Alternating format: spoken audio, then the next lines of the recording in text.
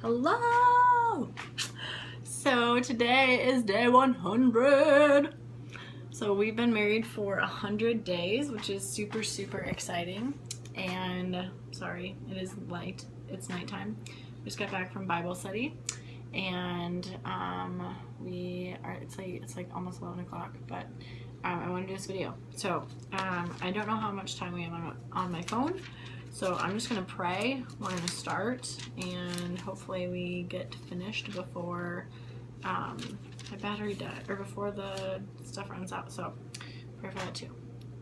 Heavenly Father, we just thank you so much for this time in your word tonight. Pray that as I'm reading, Father, that you just help us to remember just who your son is and what he did for us on the cross, and just to help us to love and obey you more through just reading the scripture.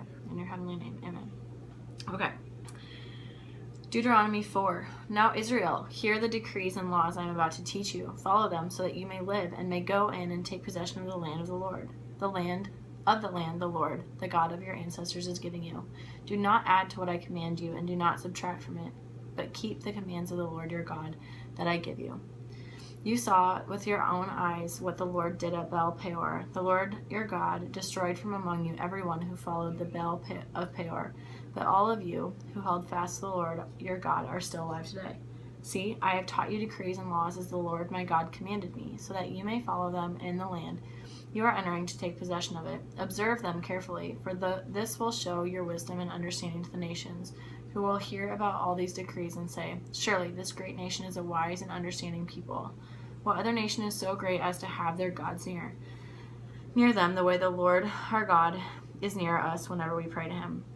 And what other nation is so great as to have such righteous decrees and laws as this body of laws I'm setting before you today? Only be careful and watch yourselves closely, so that you do not forget the things your eyes have seen, or let them fade from your heart as long as you live. Teach them to your children and to their children after them. Remember the day you stood before the Lord your God at Oreb, when he said to me, assemble the people before me to hear my words, so that they may learn to revere me as long as they live in the land, and may teach them to their children. You came near and stood at the foot of the mountain while it blazed with fire, to the very heavens with black clouds and deep darkness. Then the Lord spoke to you out of the fire. You heard the sound of words, but saw no form. There was only a voice. He declared to you his covenant, the 10 commandments, which he commanded you to follow, and then wrote them on 2 stone tablets. And the Lord directed me at the time to teach you the decrees and laws you are to follow in the land that you are crossing the Jordan to possess. You saw no form of any kind the day the Lord spoke to you at Oreb out of the fire. Therefore, watch yourselves very carefully, so that you do not become corrupt and make for yourselves an idol, an image of any shape, whether formed like a man or a woman, or like any animal on earth, or any bird that flies in the air, or like any creature that moves along the ground, or any fish in the waters below. And when you look up to the sky and see the sun, the moon, and the stars, all the heavenly array, do not be enticed into bowing down to them and worshiping things the Lord your God has apportioned to all the nations under heaven. But as for you, the Lord took you and brought you out of the iron smelting furnace, out of Egypt, to be the people of his inheritance, as you now are. The Lord was angry with me because of you, and he solemnly swore that I would not cross the Jordan and enter the good land the Lord your God is giving you as your inheritance. I will die in this land. I will not cross the Jordan, but you are about to cross over and take possession of that good land. Be careful not to forget the covenant of the Lord your God that he made with you. Do not make for yourselves an idol in the form of anything the Lord your God has forbidden. For the Lord your God is a consuming fire, a jealous God. After you have had children and grandchildren and have lived in the land a long time, if you then become corrupt and make any kind of idol, doing evil in the eyes of the Lord your God and arousing his anger, I call the heavens and the earth as witnesses against you this day, that you will quickly perish from the land that you are crossing the Jordan to possess. You will not live there long, but will certainly be destroyed. The Lord will scatter you among the peoples, and only a few of you will survive among the nations to which the Lord will drive you. There you will worship man-made gods of wood and stone, which cannot see or hear or eat or smell. But if from there you seek the Lord your God, you will find him if you seek him with all your heart and with all your soul. When you are in distress and all these things have happened to you, then in later days you will return to the Lord your God and obey him. For the Lord your God is a merciful God. He will not abandon or destroy you or forget the covenant with your ancestors which he confirmed to them by oath. Ask now about the former days, long before your time, from the day God created human beings on the earth. Ask from one end of the heavens to the other. Has anything so great as this ever happened? Or has anything like it ever been heard of? Has any other people heard the voice of God speaking out of fire, as you have, and lived? Has any God ever tried to take for himself one nation out of the other nation by testings, by signs and wonders, by war, by a mighty hand and an outstretched arm, or by great and awesome deeds, like all the things the Lord your God did for you in Egypt before your very eyes? You were shown these things so that you might know that the Lord is God. Besides him there is no other. From heaven he made you hear his voice to discipline you. On earth he showed you his great fire, and you heard his words from out of the fire. Because he loved your ancestors and chose their descendants after them, he brought you out of Egypt by his presence and his great strength, to drive out before you nations greater and stronger than you, and to bring you into their land, to give it to you for your inheritance as it is today. Acknowledge and take heart in this day that the Lord is God, in heaven above and on earth below. There is no other. Keep his decrees and commands which I am giving you today, so that it may go well with you and your children after you, and that you may live long in the land the Lord your God gives you for all time. Then Moses set aside 3 cities east of the Jordan, to which anyone who had killed a person could flee if they had unintentionally killed a neighbor without malice aforethought. They could flee into one of these cities and save their life. The cities were these: Bezer and the wilderness plateau for the Reubenites, Ramoth and Gilead for the Gadites, and Golan and Bashan for the Manassites. This is the law Moses set before the Israelites. These are the stipulations, decrees, and laws Moses gave them when they came out of Egypt, and were in the valley near Beth Peor, east of the Jordan, in the land of Sihon, king of the Amorites, who reigned in Heshbon and was defeated by Moses and the Israelites as they came out of Egypt. They took possession of his land and the land of Og, king of Bashan, the 2 Amorite kings east of the Jordan. This land extended from Aroer on the rim of the Arnon Gorge to Mount Sirion, that is Hermon, and included all the Arabah east of the Jordan as far as the Dead Sea below the slopes of Pisgah. Deuteronomy 5. Moses summoned all Israel and said, "Hear, Israel, the decrees, the laws I declare in your hearing today. Learn them and be sure to follow them. The Lord your God made a covenant with us at Oreb. It was not with our ancestors that the Lord made this covenant, but with us, with all of us who are alive here today. The Lord spoke to you face to face out of the fire on the mountain.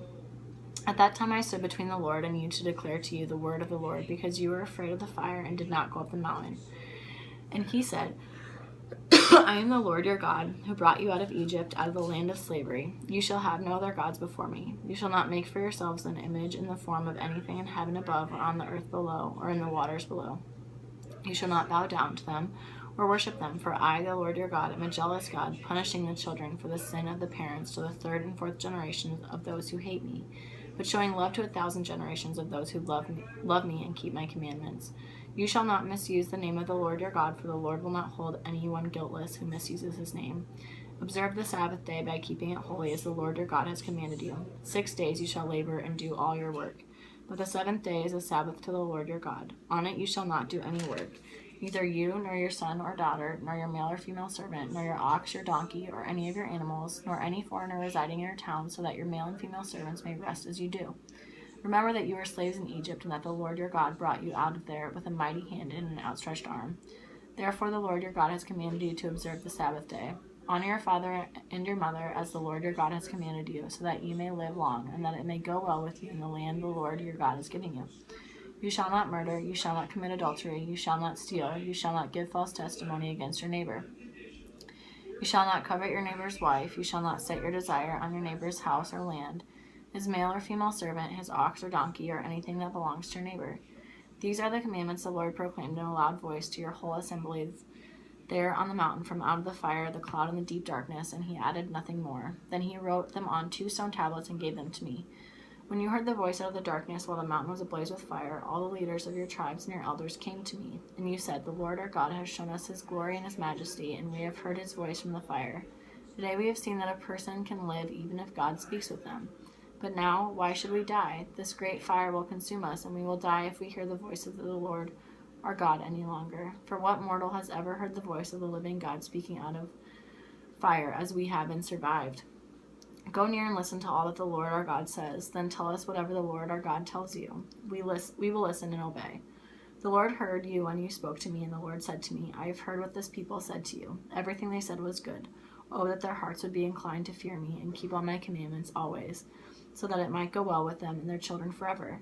Go tell them to return to their tents, but you stay here with me, so that I may give you all the commands, decrees, and laws you are to teach them to follow in the land I am I am giving them to possess. So be careful to do what the Lord your God has commanded you. Do not turn aside to the right or to the left. Walk in obedience to all that the Lord your God has commanded you, so that you may live and prosper and prolong your days in the land that you will possess. Deuteronomy 6. These are the commands, decrees, and laws the Lord your God directed me to teach you to observe in the land that you are crossing the Jordan to possess, so that you, your children, and their children after they may fear the Lord your God as long as you live, by keeping all his decrees and commands that I give you, and so that you may enjoy long life. Hear, Israel, and be careful to obey, so that it may go well with you, and that you may increase greatly in a land flowing with milk and honey, just as the Lord, the God of your ancestors, promised you. Hear, O Israel, the Lord your God, Lord is one. Love the Lord your God with all your heart, and with all your soul, and with all your strength. These commandments that I give you today are to be on your hearts. Impress them on your children. Talk about them when you sit at home, and when you walk along the road, when you lie down, and when you get up. Tie them as symbols on your hands and bind them on your foreheads. Write them on the doorframes of your houses and on your gates. When the Lord your God brings you into the land he swore to your fathers, to Abraham, Isaac, and Jacob, to give you, a land with large, flourishing cities you did not build, houses filled with all the kinds of good things you did not provide, wells you did not dig, and vineyards and olive groves you did not plant. Then when you eat and are satisfied, be careful that you do not forget the Lord, who brought you out of Egypt, out of the land of slavery. Fear the Lord your God, serve him only, and take your oaths in his name. Do not follow other gods, the gods of the peoples around you, for the Lord your God, who is among you, is a jealous God, and his anger will burn against you, and he will destroy you from the face of the land. Do not put the Lord your God to the test, as you did at Massah. Be sure to keep the commands of the Lord your God and the stipulations and decrees he has given you. Do what is right and good in the Lord's sight, so that it may go well with you, and you may go in and take over the good land the Lord promised on oath to your ancestors, thrusting out all your enemies before you, as the Lord said. In the future, when your son asks you what is the meaning of the stipulations, decrees, and laws the Lord your God has commanded you, tell him, we were slaves of Pharaoh in Egypt, but the Lord brought us out of Egypt with a mighty hand. Before our eyes the Lord sent signs and wonders, great and terrible, on Egypt and Pharaoh and his whole household. But he brought us out from there to bring us in and give us the land he promised on oath to our ancestors. The Lord commanded us to obey all these decrees and to fear the Lord our God, so that we might always prosper and be kept alive, as is the case today. And if we were careful to obey all this law before the Lord our God, as he has commanded us, that will be our righteousness. So that is Deuteronomy 4 through 6. And now we're going to read Mark 8. And I'm losing my voice. It's so dry in here. Okay, Mark 8. During those days, another large crowd gathered. Since they had nothing to eat, Jesus called his disciples to him and said, I have compassion for these people. They have already been with me 3 days and have nothing to eat. If I send them home hungry, they will collapse on the way, because some of them have come a long distance. His disciples answered, but where is this remote place? Can anyone get enough bread to feed them? How many loaves do you have? Jesus asked. 7, they replied. He told the crowd to sit down on the ground. When he had taken the 7 loaves and given thanks, he broke them and gave them to his disciples to distribute to the people, and they did so. They had a few small fish as well. He gave thanks for them also and told the disciples to distribute them. The people ate and were satisfied. Afterward, the disciples picked up 7 basketfuls of broken pieces that were left over. About 4,000 were present after he had sent them away. He got into the boat with his disciples and went to the region of Dalmanutha. The Pharisees came and began to question Jesus to test him. They asked him for a sign from heaven. He sighed deeply and said, Why does this generation ask for a sign? Truly I tell you, no sign will be given to it. Then he left them, got back into the boat, and crossed to the other side. The disciples had forgotten to bring bread except for 1 loaf they had with them in the boat. Be careful, Jesus warned them. Watch out for the yeast of the Pharisees and that of Herod. They discussed this one another and said, It is because we have no bread. Aware of their discussion, Jesus asked them, Why are you talking about having no bread? Do you still not see or understand? Are your hearts hardened? Do you have eyes but fail to see and ears but fail to hear? And don't you remember when I broke the 5 loaves for the 5,000? How many basketfuls of pieces did you pick up? 12, they replied. And when I broke the 7 loaves for the 4,000, how many basketfuls of pieces did you pick up? They answered, 7. He said to them, Do you still not understand?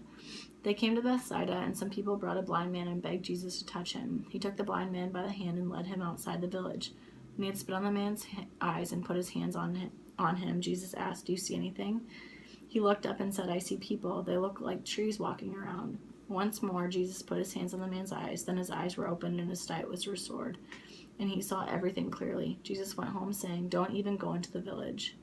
Jesus and his disciples went on to the villages around Caesarea Philippi. On the way he asked them, "Who do people say I am?" They replied, "Some say John the Baptist, others say Elijah, and still others, one of the prophets." "But what about you?" he asked. "Who do you say I am?" Peter answered, "You are the Messiah." Jesus warned them not to tell anyone about him. He then began to teach them that the Son of Man must suffer many things and be rejected by the elders, the chief priests, and the teachers of the law, and then he must be killed and after 3 days rise again. He spoke plainly about this, and Peter took him aside and began to rebuke him. But then Jesus turned and looked at his disciples. He rebuked Peter. "Get behind me, Satan," he said. "You do not have in mind the concerns of God, but merely human concerns." Then he called the crowd to him along with his disciples and said, "Whoever wants to be my disciple must deny themselves and take up their cross and follow me. For whoever wants to save their life will lose it, but whoever loses their life for me and for the gospel will save it. What good is it for someone to gain the whole world yet forfeit their soul? Or what can anyone give in exchange for their soul? If anyone is ashamed of me and my words in this adulterous and sinful generation, the Son of Man will be ashamed of them when he comes in his Father's glory with the holy angels." So, boom, that is day 100. We've read the 10 Commandments, Deuteronomy 4 through 6, Mark 8. 100 days we've been doing this. And 100 days of marriage. So, Ezra! Ezra! Do you want to be in the video? Do you want to be in the video? I finished it. Hurry, I don't know how much time we have.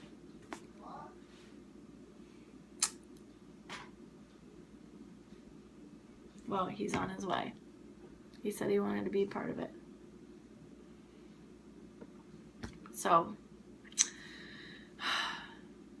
just thank you for sticking with me for 100 days. It's been awesome to be able to do this, and I'm just thankful that the Lord has blessed us with 100 days of reading scripture, and that we'll be able to post these, and it's just so cool. So I just pray that we can have 265 more days, and then we'll be in a full year, the entire Bible.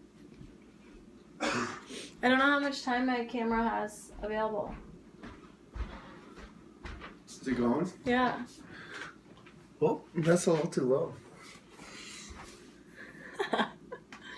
I said 100 days of marriage. 100 days. 100 days. Mwah. Belly. Do I have to kneel in this? Yeah. Oh, better Do you put have the anything you want to say? pillow. Anything I want to say? Yeah. What did you just read? I read Deuteronomy 4 through 6 and Mark 8.